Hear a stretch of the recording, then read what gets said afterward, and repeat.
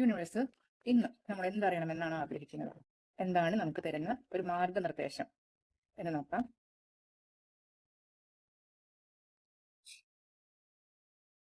ആദ്യമായിട്ട് knight of Pence നിങ്ങളിലേക്ക് ഒരു സാമ്പത്തികമായ ഒരു കാര്യം അടുത്തുകൊണ്ടിരിക്കുന്നതെന്നാണ്. ചിലപ്പോൾ നിങ്ങൾ ലോണിന് അപേക്ഷിച്ചിട്ടുണ്ടെങ്കിൽ അതെന്തെങ്കിലും തടസ്സങ്ങൾ ഉണ്ടായിട്ടുണ്ടാവും. അത് മുഴുവനായിട്ട് നീങ്ങിയിട്ടില്ല, പക്ഷേ അത് ക്ലിയർ ആയി വരുന്നു എന്നാണ് കാണിക്കുന്നത്.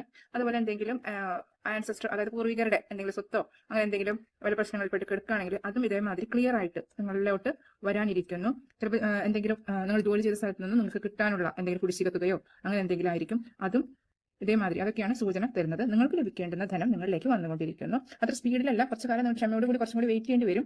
പക്ഷെ അത് വരുന്നു എന്നുള്ളത് തന്നെയാണ് ആദ്യത്തെ സൂചന. അടുത്തായിട്ട് ജഡ്ജ്മെന്റ് ആണ് ലഭിച്ചിരിക്കുന്നത്. നിങ്ങളുടെ പ്രവൃത്തിയെ യൂണിവേഴ്സ് ഇപ്പോൾ വിലയിരുത്തുന്ന ഒരു സമയമാണ്. അതിനനുസരിച്ച് നിങ്ങൾക്ക് മുന്നോട്ട് റിസൾട്ട് ലഭിക്കും. അപ്പൊ ഈ സമയത്ത് നല്ല രീതിയിലുള്ള കാര്യങ്ങൾ ചെയ്യുമ്പോഴത്തേക്ക് നമുക്ക് നല്ല റിസൾട്ട് തീർച്ചയായിട്ടും കിട്ടും. അതേമാതിരി എന്തെങ്കിലും തെറ്റ് പറ്റിപ്പോയിട്ടുണ്ടെങ്കിൽ ആ തെറ്റ് തിരുത്താനുള്ള അവസരം യൂണിവേഴ്സ് തീർച്ചയായിട്ടും തരും. പക്ഷെ ഈ അവസരം നമ്മൾക്ക് അത്ര സ്മൂത്ത് ആയിരിക്കില്ല. നമ്മൾ ചെയ്ത തെറ്റിനുള്ള ആ ഒരു ശിക്ഷ നമ്മൾ അനുഭവിക്കേണ്ടി വരും. അതിന് മനസ്സുകൊണ്ട് തയ്യാറാവുക. അല്ലാത്തവര്, നല്ല രീതിയിലുള്ള കർമ്മം ചെയ്തവർക്ക് എല്ലാ രീതിയിലും നല്ലതായിട്ടുള്ള റിസൾട്ട് ലഭിക്കും.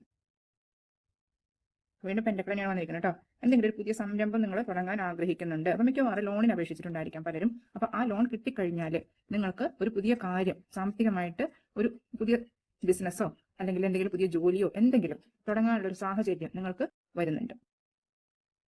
അപ്പൊ ജഡ്ജ്മെന്റും കൂടി അതിൻ്റെ ഇടയിൽ വന്നിട്ടുള്ളത് കൊണ്ട് ശ്രദ്ധിക്കുക. നല്ല രീതിയിലുള്ള കാര്യങ്ങൾ മാത്രം ചെയ്യുക. എളുപ്പത്തിൽ ഷോർട്ട് കട്ടിൽ കൂടെ നമ്മൾ പെട്ടെന്ന് ലാഭം ഉണ്ടാക്കാൻ നോക്കരുത്.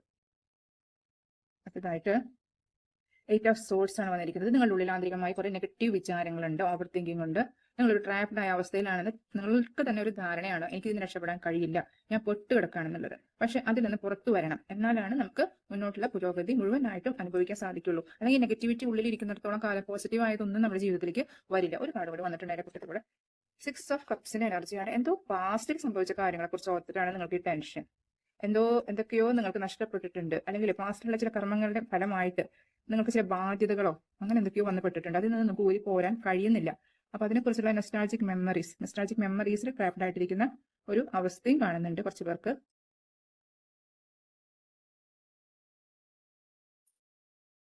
ഫൈനലി നൈറ്റ് ഓഫ് വാൻസ് വന്നിട്ടുണ്ട്. അപ്പൊ നിങ്ങളോട് അങ്ങനെ വിഷമിച്ചൊന്നിരിക്കേണ്ട യാതൊരു കാര്യമില്ല. നിങ്ങൾക്ക് എന്താണോ നിങ്ങളുടെ മനസ്സിൽ തൃപ്തികരമായിട്ടുള്ളത് അത് ഫോളോ ചെയ്യാനാണ് യൂണിവേഴ്സ് പറയുന്നത്. നിങ്ങളുടെ പാഷൻ നിങ്ങളുടെ വിജയത്തിനെ തീരുമാനിക്കും. നിങ്ങളുടെ പാഷൻ, നിങ്ങളുടെ പ്രവർത്തികൾ, ഇത് നിങ്ങളുടെ വിജയത്തെ തീരുമാനിക്കും. നിങ്ങളുടെ പാഷനാണ് നിങ്ങളുടെ ശക്തി എന്നാണ് പറയുന്നത്. അപ്പൊ ധൈര്യമായിട്ട് ആക്ഷൻ എടുക്കേണ്ട സമയമാണ് ഇപ്പോൾ.